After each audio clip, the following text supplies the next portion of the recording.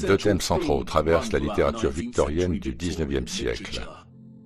Celui du mariage et de la chasteté féminine, et celui des orphelins et de l'adoption. Nombre de personnages de fiction que nous avons appris à aimer au fil des ans sont des orphelins. Nous avons Oliver Twist et Pip des Grandes Espérances.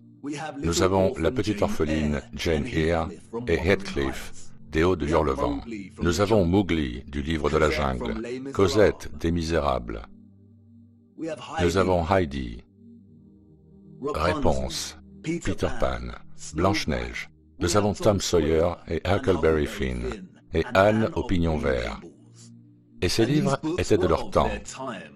En ce qui concerne la prévalence de l'orphelin, le seul problème est que ces romans romancent l'orphelin en tant que personnage disloqué de la société par défaut et, par conséquent, tracent le chemin de sa vie comme celui d'une fortune imprévue.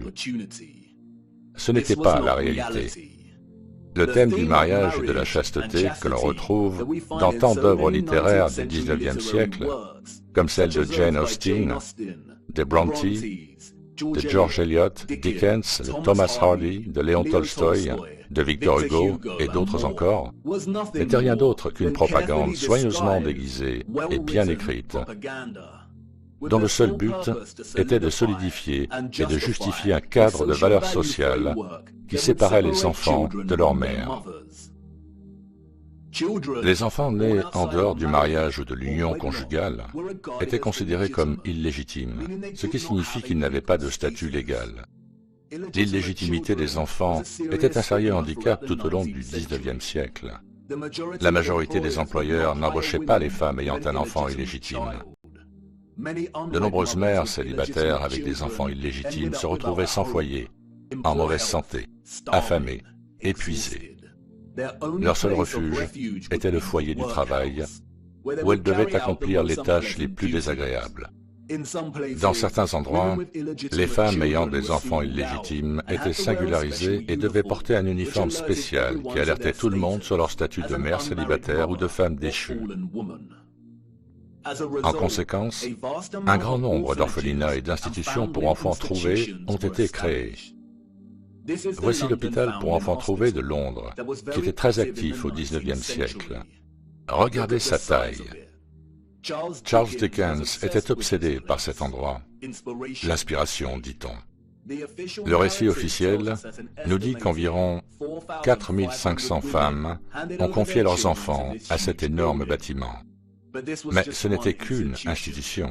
Wikipédia nous donne une liste partielle de plus de 64 orphelinats qui ont été fondés au Royaume-Uni au cours du XIXe siècle. Cette liste n'est que partielle. Le cas particulier de la grande quantité d'enfants sans parents au XIXe siècle est bien documenté par de nombreux chercheurs. Et la plupart d'entre eux s'accordent à dire qu'il est presque impossible d'établir des chiffres qui rendent vraiment justice au nombre d'orphelins qu'il y avait durant cette période. Leur trace n'est pas inscrite dans le livre d'histoire. Elle se formait dans la boue et a ensuite été emportée par les eaux. Ce n'était pas seulement le Royaume-Uni, c'était un phénomène mondial. La ville de New York, à elle seule, disposait de 4 asiles d'enfants trouvés qui accueillaient des milliers d'enfants par an. Au début du XIXe siècle, l'Italie signalait 32 000 enfants par an. L'Espagne et le Portugal, 15 000 enfants trouvés par an. Avant 1860, 374 000 enfants enregistrés ont été pris en charge par les seuls asiles de Milan, Naples et Florence. L'historien David L. Ransall affirme que Moscou recevait entre 16 et 18 000 enfants en bas âge par an dans les années 1880 et en envoyait plus de 10 000 par an dans les villages périphériques pour y être placés. En 1882, il y avait en tout 41 720 enfants trouvés du foyer de Moscou vivant dans 32 000 familles d'accueil réparties dans 4 418 villages. Une douzaine de villages comptaient chacun plus de 90 familles d'accueil. Ce que l'on oublie souvent, c'est qu'une série de lois ont été adoptées dans les années 1800, rendant presque impossible pour les mères célibataires de garder leur bébé. La réforme de la loi sur les pauvres de 1833 a introduit des clauses de bâtardise qui transfèrent l'entière responsabilité de l'enfant illégitime sur la mère. La stigmatisation sociale signifiait qu'elle ne serait pas en mesure de s'occuper de son enfant et qu'elle serait obligée de le remettre aux autorités ou pire encore. Les annonces d'adoption ou de garde d'enfants sont devenues populaires dans les journaux. Et, comme de nombreux chercheurs l'ont souligné, elles étaient une façade pour ce que l'on appelait les fermes à bébés ou les meurtres rémunérés. Comme l'indique Dorothy L. Heller, les annonces peuvent avoir été trompeuses pour le grand public, mais elles se lisaient comme un message codé à l'intention des mères célibataires. Aucune référence n'était demandée et aucune n'était offerte. La somme de 11 centimes d'euros par semaine pour garder un nourrisson ou un enfant malade était insuffisante et un enfant malade et un nourrisson de moins de 2 mois étaient les moins susceptibles de survivre et les moins chers à enterrer. On prenait les nourrissons sans poser de questions, et il était entendu que pour 13 euros, on ne s'attendait pas à ce qu'on pose des questions.